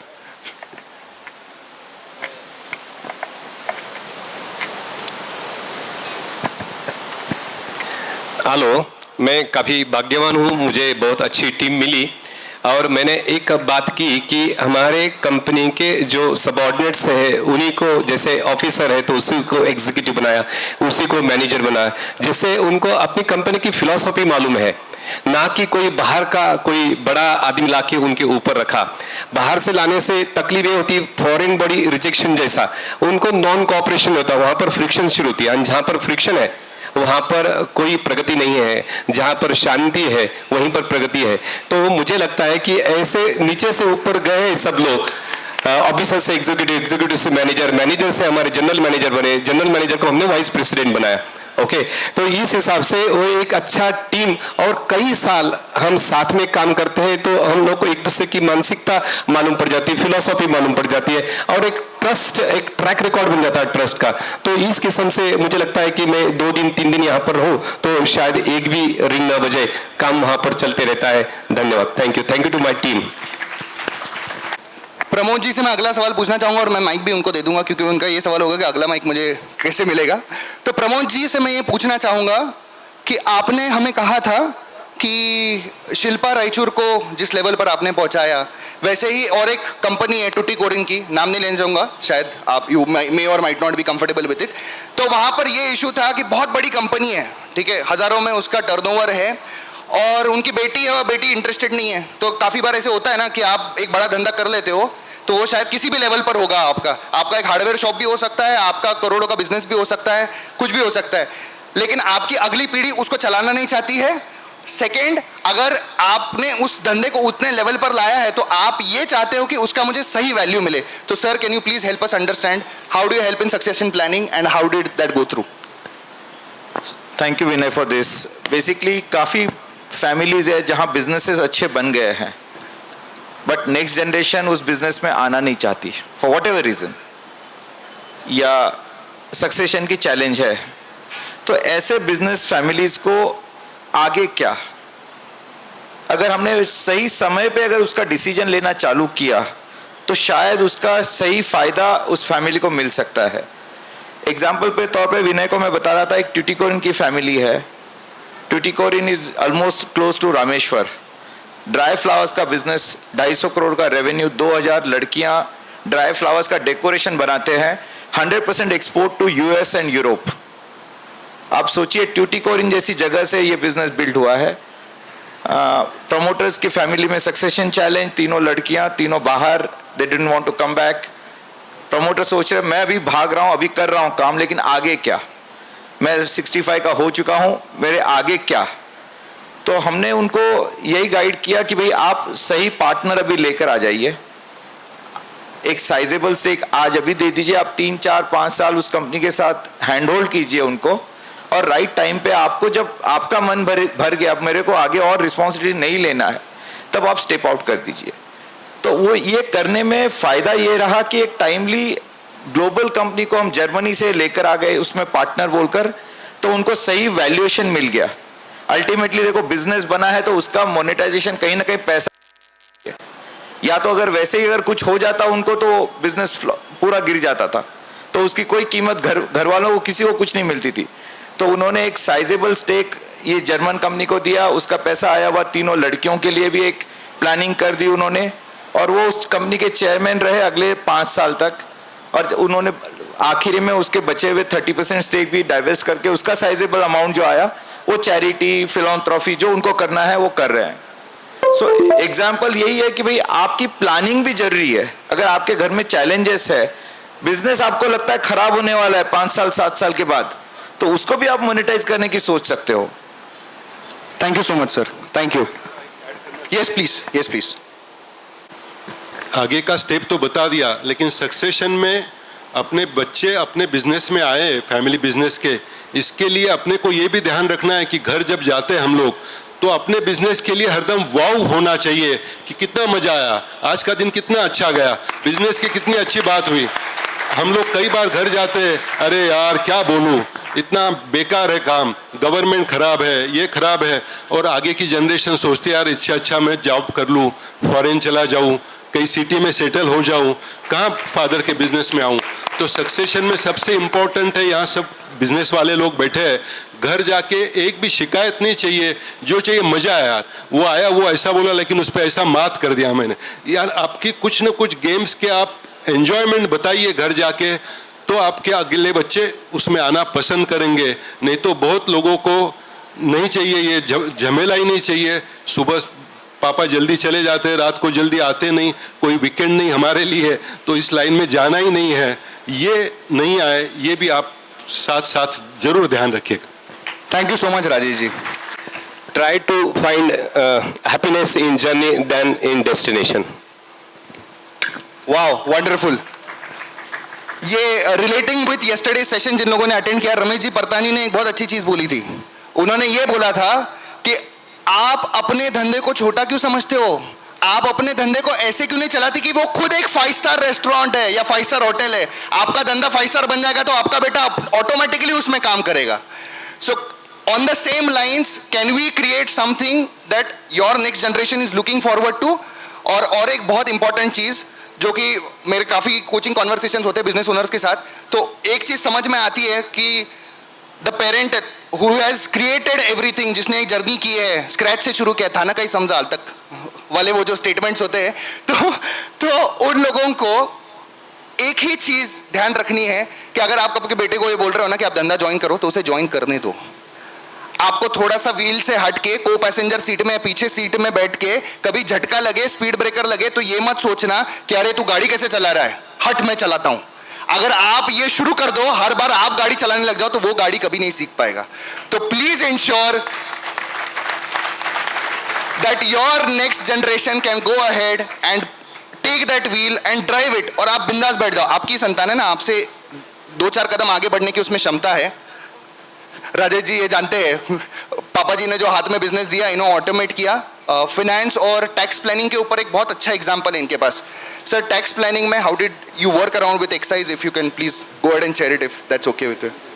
ओके, बहुत ही टेक्निकल चीज है, लेकिन एक चीज उसमें से जो निकल के आती है कि अगर आपको आपका टैक्स प्लानिंग पता है तो you will be able to find out a loophole. जैसे दाल मिल्स है, दाल मिल्स में जीएसटी लग गया, तो इन लोगों ने क्या किया, शुरू किया 50 किलो के बैग के जगह पे 20 किलो 26 किलो के बैग शुरू कर दिए, जिसके ऊपर जीएसटी नहीं लगता।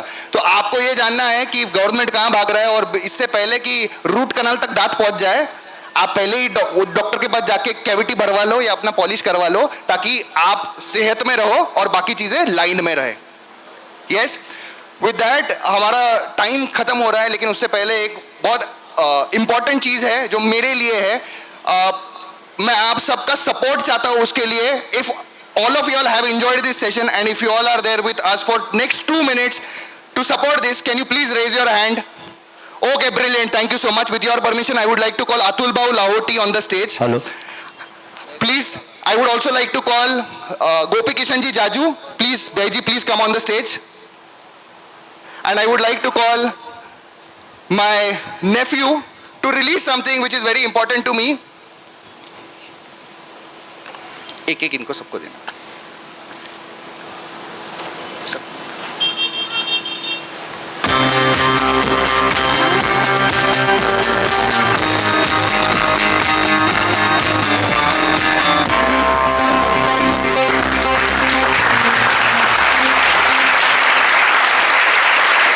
Please launch the book, sir. Thank you so much. We also have this wonderful launch that we are making here. I'll just get my copy done. Yes, please.